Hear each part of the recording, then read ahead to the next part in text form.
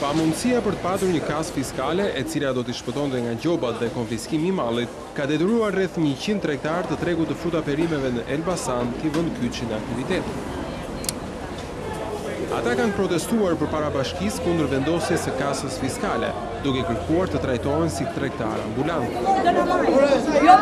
Për shumë nga tregtarët, shitja në këto ambiente është burimi i vetëm i të ardhurave. Shpenzimi, taksa është e shtrenjtë. Shpenzimi është tacia është që nuk më njeh gjak që të registron.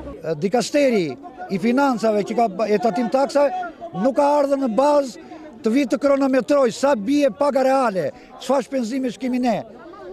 Sa mall firo që i hedhim neve.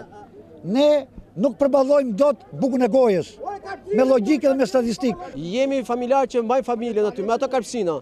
Tash jemi të rrumës, dalim në orë 2 natës atje. Morëm mall, s'morëm mall, ne nelim pa punë. Tregtarët kërkojnë ndihmën e kryebashkiakut, ndërsa grupet e tatimorëve, inspektorët e punës dhe institucioneve të tjera vijojnë kontrollet dhe gjobitjet.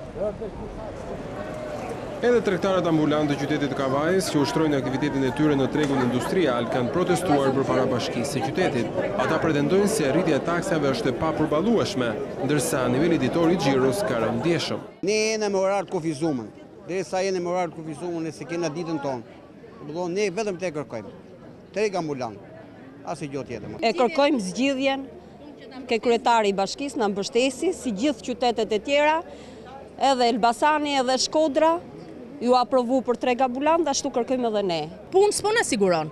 Këtë punë jemi të vetë punësume, mos na le ta hajmë. Ta vedha i dorën zemër, se ne jemi qytetarë.